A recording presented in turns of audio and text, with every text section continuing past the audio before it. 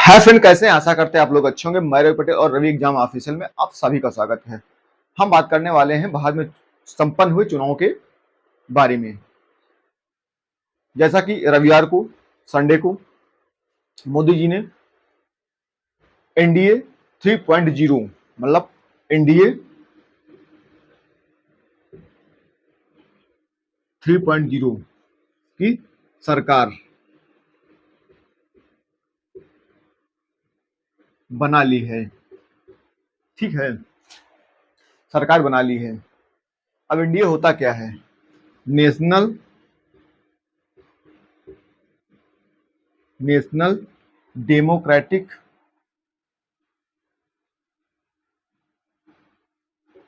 Alliance.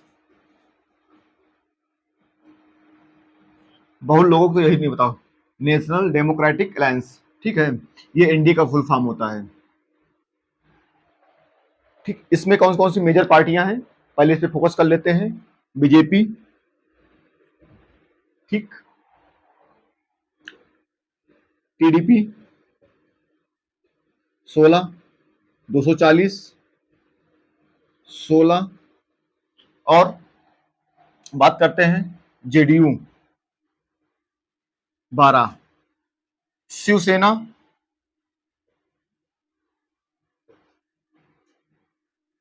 Shinde गुट 7 सीटें जीत के आए हैं। और इनके भी अलायंस में है हम, मतलब जीता राम मांझी वाली पार्टी। ठीक है, ये उसके बाद बात करते हैं चिराग पासवान की पार्टी, 5 लोग जीत के आए हैं। तो ये इनके हैं अलायंस। ठीक है, कुल मिला के बीजेपी ने 293 टोटल, एनडीए ने 293 सीटें जीतकर अपना सरकार बनाई है। ये हिंदुस्तान में भारत में दूसरी बार हुआ है कि ऐसा कोई प्रधानमंत्री जो लगातार तीसरे टर्म के लिए शपथ ग्रहण की है। इससे पहले जवाहरलाल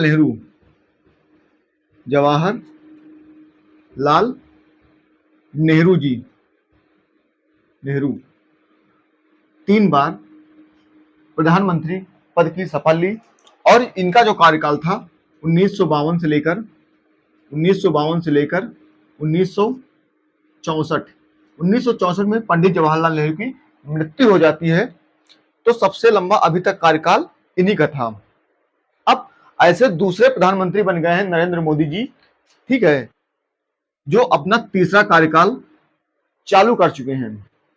और इन्होंने रविवार को एनडीए 3.0 पद एवं गोपनीयता की शपथ ली। इनके साथ साथ 71, जिसमें से 30 कैबिनेट मंत्री, 5 स्वतंत्र प्रभार और 36 राज्य मंत्री, इतने लोगों ने शपथ ली, मैं प्रधानमंत्री सहित। ठीक है, तो हम बात करेंगे कि स्वतंत्र प्रभार क्या होता है, जो बोलते हैं MOS। ठीक है, मिनिस्टर ऑफ स्टेट। और जो स्वतंत्र प्रभार होता है, ये किसके तहत काम करता है? जो MOS होता है, ये किसके तहत काम करता है? और कैबिनेट मंत्री और मंत्री परिषद क्या होता है? तो हम इस पे डिटेल में बात करेंगे और बताने का प्रयास करेंगे कि कैबिनेट मंत्री और मंत्री परिषद में क्या डिफरेंस होता है। क्योंकि आम चुनाव में जो भी पहली बात तो कैबिनेट मंत्री और मंत्री परिषद, जो मंत्री परिषद होता है, इन लोकसभा के प्रति आर्टिकल 75 के तहत कौन सा अनुच्छेद 75 के तहत मंत्रिपरिषद मंत्रिपरिषद लोकसभा के प्रति उत्तरदायी होता है। मंत्रिपरिषद लोकसभा के प्रति उत्तरदायी होता है। ये क्वेश्चन डायरेक्ट पूछा जाता है कि जो मंत्रिपरिषद होता है किसके प्रति उत्तरदायी होता है। तो बहुत सारे लोग कंफ्यूज होता है, क्या प्रधानमंत्री के प्रति उत्तरदायी होता है या राष्ट्रपति के प्रति उत्तरदायी होता है या किसके प्रति उत्तरदायी होता है। तो इसका जो एक्चुअली जो करेक्ट आंसर है, और ये क्वेश्चन इतनी बार पूछा गया है, चाहे वनडे एग्जाम रहा हो, चाहे स्टेट का पीसीएस रहा हो, ये क्वेश्चन कई बार पूछा जा गया है कि मंत्रिपरिषद किसके प्रति उत्तरदायी होता है। तो मंत्रिपरिषद लोकसभा के प्रति उत्तरदायी होता है। अब मंत्रिपरिषद में आता कौन कौन है? मंत्रिपरिषद में कौन कौन आता है? तो मंत्रिपरिषद में आते हैं कैबिनेट मंत्री, ठीक है, स्वतंत्र प्रभार जो इंडिपेंडेंस होते हैं, जो किसी पर निर्भर नहीं होते हैं, स्वतंत्र प्रभार, और एमओएस मिनिस्ट्रियल ऑफ स्टेट। इन तीनों को मिलाकर बनता है मंत्रिपरिषद, ठीक है। अब होता है कैबिनेट मंत्री, ठीक है। ये तीनों को मिलाकर क्या बनते हैं? कैबिनेट मंत्री प्लस स्वतंत्र प्रभार और एमओएस मिनिस्ट्रियल ऑफ स्टेट, ठीक है, राज्य स्तरीय मंत्री। इन तीनों को मिलाकर बनता है मंत्री परिषद। यदि कोई पूछ ले मंत्री परिषद क्या होता है, तो आप बिल्कुल बताने में अब कोई प्रॉब्लम नहीं होगी। कैबिनेट मंत्री, स्वतंत्र प्रभार और राज्य मंत्री को मिलाकर बनता है मंत्री परिषद। ये जो मंत्री परिषद होता है लोकसभा के प्रति उत्तरदायी होता है, करेक्ट, बिल्कुल क्लियर। अब होता है ओनली कैबिनेट मंत्री। इसका कहां यूज होता है? कैबिनेट मंत्री। वैसे तो भारत के संविधान में कैबिनेट मंत्री का केवल एक ही बार यूज किया गया है, वो भी आर्टिकल 352 में। क्यों किया गया है? जब कोई देश या भारत देश पर आक्रमण कर दे तो वहां पर कैबिनेट मंत्रियों की बैठक होती है। ध्यान से सुनना, कैबिनेट मंत्रियों की बैठक होती है। अगर कैबिनेट मंत्री की बात किया जा रहा है तो केवल और ओनली केवल कैबिनेट मंत्री, जो यहां पर 30 लोगों ने संविधान की पद और लेते सब लोग हैं, मगर जो कैबिनेट मंत्री होता है ये 2 बार अपने पद की शपथ लेता है, ठीक। कितनी बार? 2 बार। और जो मंत्री होते हैं ये एक बार लेते हैं, मगर जो कैबिनेट मंत्री बनते हैं अपने पद की शपथ 2 बार लेते हैं, ठीक है। अब 2 बार लेते हैं तो इसका मतलब ये नहीं कि लगातार वहीं पर 2 बार लेते, नहीं। एक बार राष्ट्रपति दिलाता है, एक बार कौन दिलाता है? राष्ट्रपति दिलाता है, प्रेसिडेंट ऑफ इंडिया। उसके बाद फिर जब इस संसद में पहुंचते हैं वहां पर राष्ट्रपति के द्वारा, तो राष्ट्रपति दिलाता है या राष्ट्रपति के द्वारा मनोनीत कोई सदस्य, फिर से इन सभी को, जितने भी कैबिनेट मंत्री होते हैं, फिर से शपथ दिलाई जाती है। क्लियर? अब ये जो 352 केवल एक ही बार, ध्यान सुनना, आर्टिकल, क्योंकि ये क्वेश्चन पूछा जाता है कि ऐसा कौन सा आर्टिकल है जहां पर कैबिनेट मंत्री का एक ही बार, मतलब पूरे संविधान जब आप पढ़ेंगे तो वहां पर संविधान जब पढ़ेंगे तो कैबिनेट मंत्री का प्रयोग केवल एक ही बार लिखा मिलता है, आर्टिकल 352। वहां पर कहा गया है यदि कोई बाह्य देश अपने देश पर आक्रमण कर देता है तो कैबिनेट मंत्री के द्वारा लिया गया फैसला, क्योंकि एग्जीक्यूट कौन करता है? बैठक। और इनका जो सर्वर कौन होता है? प्रधानमंत्री होता है।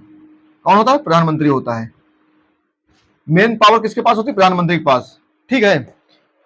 हेड कौन होता है? जो कैबिनेट हेड होता है, इनको हेड करता है, बैठक में हेड करता है। और जो निर्णय सर्वसम्मत से लिया जाता है, जो निर्णय सर्वसम्मत से इन सभी कैबिनेट मंत्री के द्वारा लिया जाता है, उस देश पर क्या किया जाए, क्या ना किया जाए, आक्रमण किया जाए या बैठ के निगोशिएट किया जाए या बातचीत किया जाए, तो ये लोग इस पर बात करते हैं। कौन बात करता है? प्रधानमंत्री के सहित जो भी कैबिनेट मंत्री होते हैं, केवल कैबिनेट मंत्री, ना कि अगर कैबिनेट मंत्री की बात करते हैं तो ना तो एमओएस आता है, ना तो स्वतंत्र प्रभार आता है, इन दोनों को उसमें काउंट नहीं किया जाता है।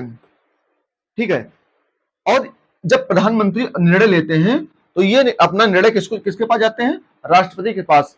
राष्ट्रपति से बोलते हैं कि ये निर्णय लिया गया है, आप उस देश पर जो भी कार्रवाई करना है कीजिए, आप आदेश दीजिए सेना को या कुछ भी कीजिए, ये मेरा निर्णय है। क्लियर? तो कौन हेड होता है इसका? प्रधानमंत्री होता है। जो मेन, एक पहली बात समझ लेना, जो कहने का नॉमिनल होता है, कहने का जो हेड होता है, हेड जो होता है भारत में, ये होता है नॉमिनल। कौन? Head, president of India. कहा सर्वोपरि, मतलब भारत में सर्वोपरि इसी के पास जो शक्तियां होती हैं, मगर कहने के लिए केवल जो मेन हेड होता है वो होता है भारत का प्रधानमंत्री। ठीक है, जो ये कहेगा वही हमारे प्रेसिडेंट ऑफ इंडिया को करना होगा, राष्ट्रपति जी को करना होगा। तो समझ में आ गया कि ये सब होता क्या है। ठीक है,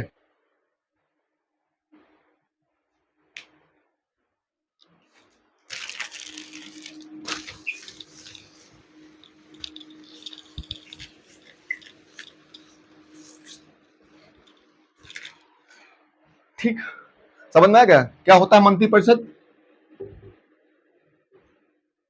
मंत्रिपरिषद और कैबिनेट मंत्री, कैबिनेट मंत्री। क्लियर? इसमें कौन कौन आता है? कैबिनेट मंत्री,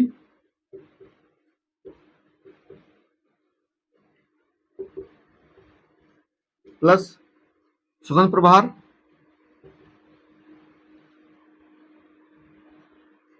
प्लस एमओएस, तीनों मिलाकर बनता है मंत्रिपरिषद बनता है। और ये किसके प्रति जिम्मेदार होते हैं? लोकसभा के प्रति। किसके प्रति? ये क्वेश्चन पूछा था, किसके प्रति? लोकसभा के प्रति जिम्मेदार होते हैं। एक होता है कैबिनेट मंत्री, जो मेन पावर बॉडी होती है, मेन पावर बॉडी इसी के पास होती है।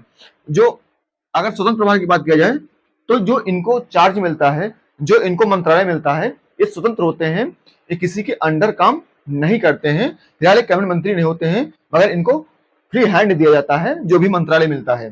अब जो एमओएस होता है, एमओएस जो 36 एमओएस बनाए गए हैं, मिनिस्ट्रियल ऑफ स्टेट, राज्य स्तरीय मंत्री, ये कैबिनेट मंत्री के तहत काम करते हैं। इन्हीं के साथ एक प्रकार से कलीग के रूप में, सहयोगी कर्मचारी के रूप में काम करते हैं और इनके साथ काम करते हुए सीखते हैं। जैसे हम कह सकते हैं कि जो अपना डीएम होता है, डिस्ट्रिक्ट मजिस्ट्रेट होता है, और इनके साथ बहुत सारे ऐसे लोग होते हैं, जैसे एसडीएम होता है। ठीक है, इनके द्वारा एसडीएम कार्य एग्जीक्यूट कराता है और यही कैबिनेट मंत्री होता है। मेन सर्वे सर्वा यही होता है, मगर जो एमओएस काम करते हैं, पहले ये लोग सीखते रहते हैं क्योंकि इनके पास वो अनुभव नहीं होता है, नहीं तो डायरेक्ट कैबिनेट मंत्री ही ना बना दिया जाए। ठीक है, जो पारंगत होते हैं उनको बनाया जाता है कैबिनेट मंत्री, जो शासन को चलाने में, अपने मंत्रालय को समझने में और जो भी योजना जनता तक पहुंचाने में होते हैं, ये बनाए जाते हैं कैबिनेट मंत्री। ठीक है, तो एमओएस क्या होता है ये भी समझ में आ गया, इनके अंडर काम करते हैं। बेसिकली कोई मंत्रालय नहीं होता है, सीधी सी बात है, मगर ये लोग समझाने के लिए बनाया जाता है। ठीक है, कैबिनेट मंत्री बता दी क्या होते हैं। अब ये भी बता दिया कि जो मंत्रिपरिषद लोकसभा के प्रति उत्तरदायी होता है, ये बता दिए। अब बात करते हैं आर्टिकल 74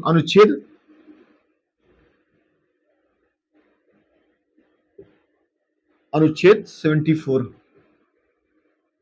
आर्टिकल 74 ये क्या कहता है? ये कहता है राष्ट्रपति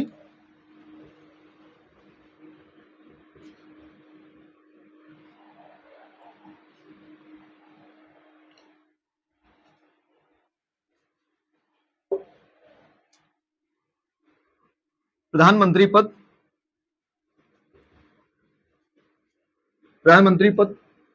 को अपॉइंट करता है।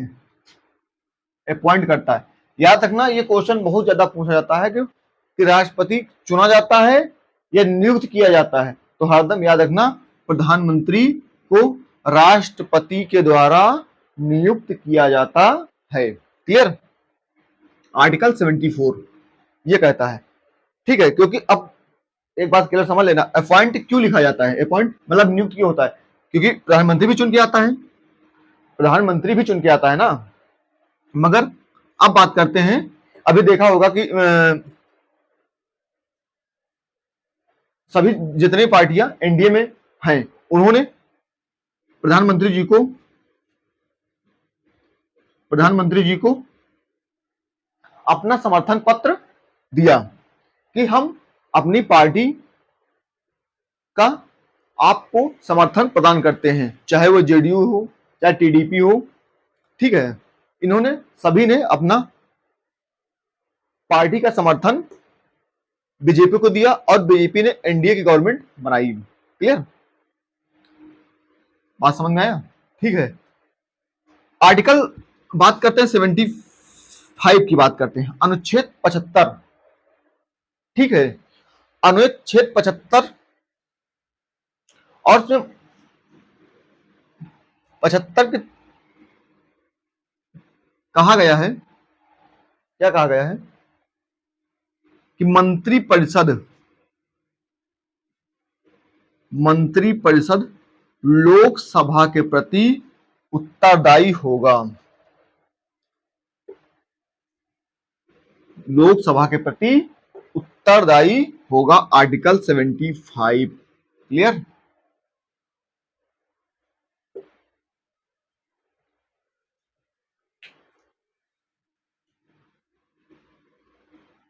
आर्टिकल 78, आर्टिकल 70 अनुच्छेद 78 कहता है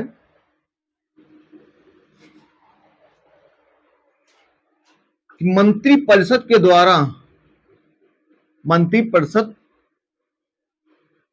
द्वारा जो भी कार्य किया जाएगा उसका पूरा ब्यौरा प्रधानमंत्री जी को राष्ट्रपति को बताना होगा। यह काम किया गया है। क्लियर? अनुच्छेद 78 कहता है कि मंत्री परिषद के द्वारा किया हुआ काम, क्योंकि हेड कौन होता है? प्रधानमंत्री होता है, तो प्रधानमंत्री के द्वारा वो सभी सूचनाएं प्रेसिडेंट ऑफ इंडिया, भारत के राष्ट्रपति को देना होगा। बात समझ में आई बेटा? ठीक है,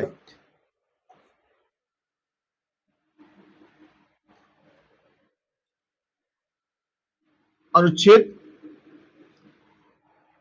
88। ठीक है, बहुत सारे अनुच्छेद हैं।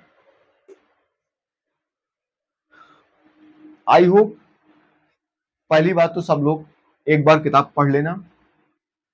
ठीक है, जितने भी आर्टिकल हैं मैंने बताने का प्रयास किया है, और मैं संविधान को, जो भारत की राज्य व्यवस्था है,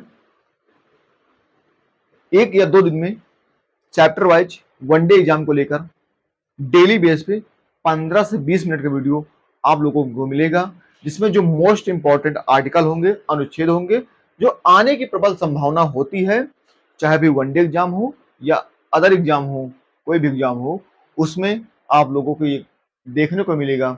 और अगर वीडियो अच्छा लगे तो वीडियो को लाइक करें, सब्सक्राइब करें और अपना प्यार दें। जय हिंद साथियों।